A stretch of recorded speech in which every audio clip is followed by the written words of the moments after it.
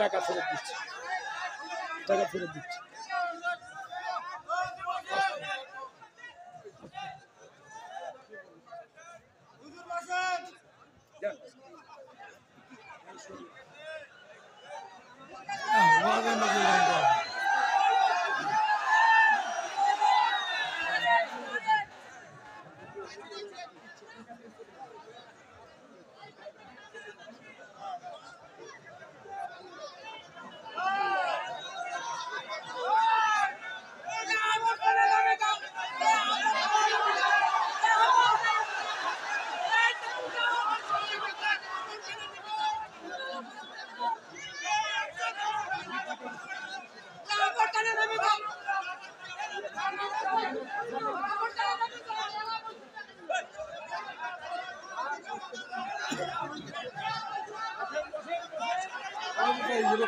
দেখা আছে এখানে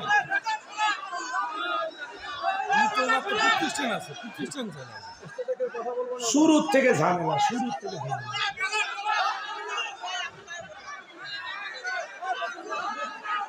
ভাই বসেন বসেন, আমরা সকলে শান্ত হয়ে যাই। আল্লাহর হস্তে আপনাদের পায়ে হাত রেখে উঠতেছে, কেউ শান্ত হয়ে যান। খামোশ খামোশ হয়ে যান, চুপ একদম চুপ, একটা কাহিনী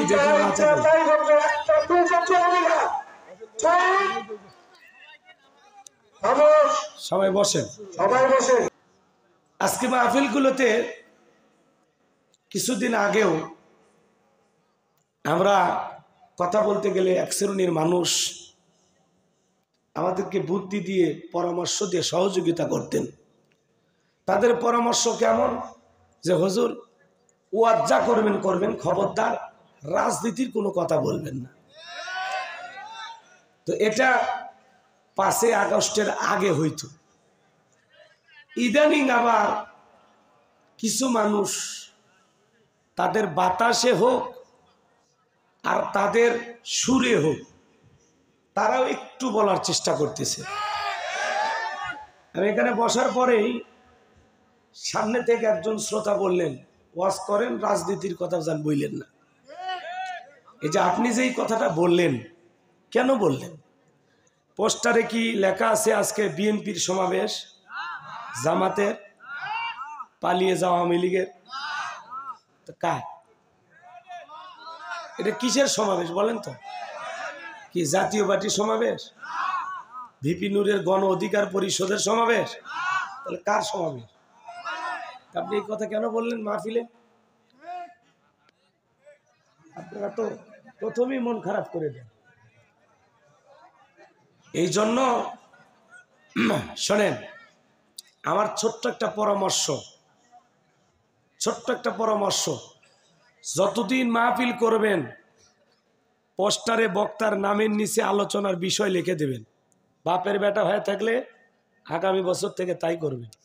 বক্তাকে দাওয়াত দেবেন আর বলে দিবেন, হুজুর আপনার আলোচনার বিষয় নামাজ, আলোচনার বিষয় পর্দা, আলোচনার বিষয় ইসলামে নারীর মর্যাদা, অথবা দিন কায়েমের জন্য কি করা লাগবে।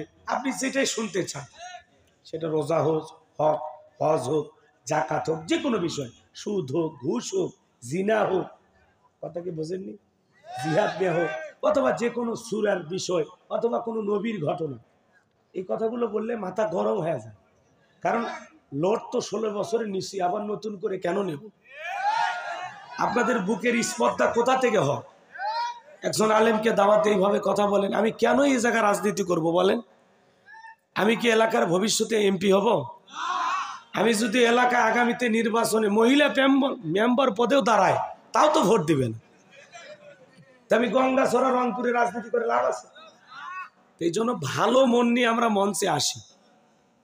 দয়া করে এই কথাগুলো বলে আমাদের কষ্ট দিবেন।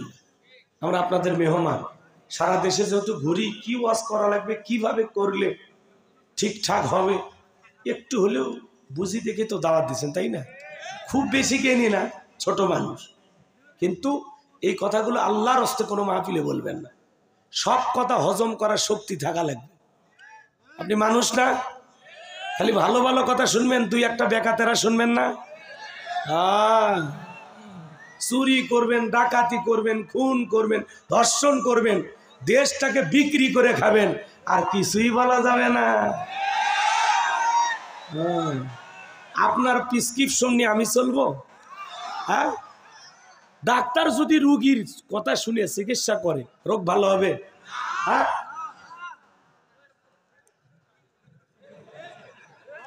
ভালো হয়ে যান, ভালো করে বলতেছি, ভালো হয়ে যান। যাই হোক, যেই লোকটা বলেছে আমি তার চেহারাও দেখছি, কিন্তু আমি তাকে অপমান করতে চাই না।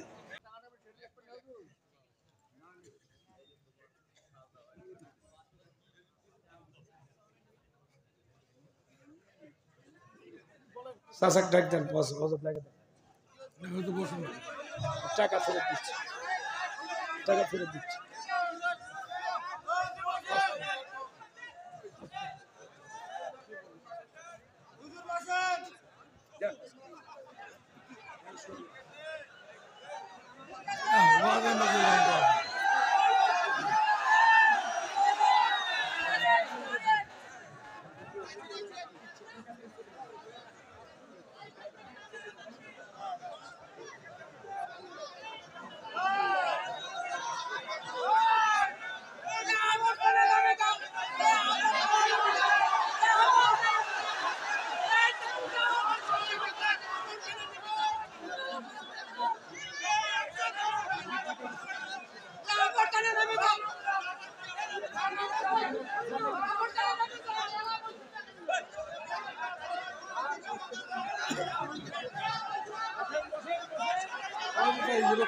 দেখা আছে এখানে,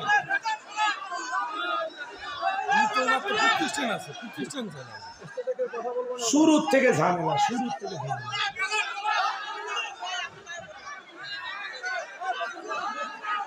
ভাই বসেন, বসেন। আমরা সকলে শান্ত হয়ে যাই। আল্লাহর হস্তে আপনাদের পায়ে হাত রেখে উঠতেছি, একটু শান্ত হয়ে যান।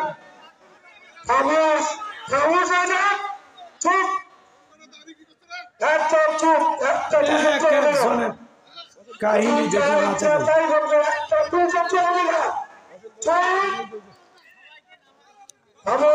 সবাই বসেন, সবাই বসে। ঠিক আছে, ঠিক আছে। আপনার মঞ্চে ভালো মানুষ থাকলে বসে রাখেন, আর না হলে আস্তে আস্তে চলে যান। আমার একা টাকা দিয়ে যেহেতু নিয়ে আসছেন, টাকাটা তো হালাল করা লাগবে, তাই না? আপনার টাকা দিতে যদি কষ্ট হয়, বক্তাকে দেওয়ার দরকার আছে? আমি কারো পা ধরছি? এইগুলো নিয়ে কথা। শুরুর থেকে বলতেছে, কেউ কয় রাজনীতির ওয়াজ করবেন না, কেউ করছে সবাই এটা হয়েছে ওইটা হয়েছে। অলরেডি আমার মন মানসিকতা ভেঙে গেছে। আমি অন্য বিষয় নিয়ে ওয়াজ করতে চাইছিলাম, কিন্তু আপনাদের পরিবেশের কারণে নরমাজি ধরলাম যে একটা স্বাভাবিক ওয়াজ করে যায়। কারণ এভাবে কথা বলতে নাই, কথা বুঝছেন না বাজান? আমার কথা শোনেন, আমি আপনাদের ক্ষতি চাই না তো, আমি তো আপনাদের ভালো চাই, তাই না ভাই? জি জি, বস। এভাবে ডিস্টার্ব করতে নাই। আপনারা এত ভয় কেন করতেছেন ভাই? এই যে বারবার রক্ত দিয়ে দেশ স্বাধীন করা হয়, এই যে জুলুম অত্যাচার হয়, কি কারণে হয়? এই যে আপনাদের এই দুর্বলতার কারণে মানুষকে এত এত প্রাধান্য দিতে নাই। আপনারা কার ভয় করেন? আল্লাহর ভয় বাদ দিয়ে মানুষের ভয় কেন আপনাদের? এটা কোয়া যাবে না, ওইটা কোয়া যাবে না, এই হয়েছে সে হয়েছে। রে ভাই, সমস্যাটা কি আপনার? হ্যাঁ, আমি বলবো বাক স্বাধীনতা নাই মানুষের? আমি কি কাউরে গালি দিছি, বাজে কথা বলছি? তো তাহলে খালি একটু অপেক্ষা করে। তাকবীর, দলিল লাগে তাকবীর। আমি এই জায়গায় এত বুদ্ধিজীবী আসছে ভাই, হিসাব সারা। এই এলাকাত ওয়াজ আর জীবনে না নেওয়াই ভালো, কারণ এই এলাকার মানুষের প্রচুর জ্ঞান। মিশে আমার দাওয়াত দিয়ে নিয়ে আসছেন, টাকা পয়সা খরচ করে, কি দরকার? ওয়াজ শুনে বক্তাকে দাওয়াত দিবেন। আর আমি তো শুরুতেই বলে দিছি বাবা, কোনো ঝামেলা করা যাবে না। আমি প্রথমে একটু ধমক দিয়ে বললাম না, তারপরে তো আপনারা সোজা হলেন না। এদিক খেয়াল করেন, কিছু লোক আসে দেখতে মুসলমানের মতো, কিন্তু পুরোটাই মুনাফিক। এরা হক কথা সহ্য করতে পারে না। একটা ভালো কাজ কিভাবে নষ্ট করা যায় এই চেষ্টায় থাকে, কথা বলে ঠিক কিনা? চলো আলো ছড়ায়। এরা এই যে সুন্দর আয়োজন করেছে, যে সুন্দর পরিবেশ, সব জায়গায় কিন্তু এত সুন্দর আয়োজন হয় না। এটা কিভাবে বানচাল করা যায়? কিছু লোক মুখোশধারী শয়তান, মানবরূপী শয়তান, ওরা মাহফিলে আসে মাহফিলটাকে বানচাল করার জন্য। কথা বলে ঠিক কিনা? এই জন্য আমরা বলতে চাই, শোনেন, সূরা নিসার 61 নম্বর আয়াতে আল্লাহ তাআলা বলেছেন, নবী আপনি যখন মানুষকে আমার নাজিল হওয়া কিতাবের দিকে ডাকবেন, আমার বিধানের দিকে ডাকবেন, তাকায় দেখবেন এক শ্রেণীর মানুষ পাশ কেটে ছড়িয়ে যাবে, আপনার কাছেও ভিড়বে না। আজকে সমাজে এই ধরনের কিছু মানুষ আছে।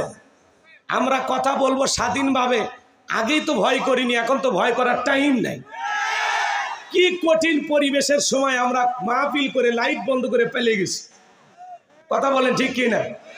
আমরা যেদিন থেকে কোরআনের ময়দানে কথা বলা শুরু করেছি, সেদিন থেকে জীবনটা আল্লাহর জন্য বিলিয়ে দিয়েছি। কথা বলেন ঠিক না?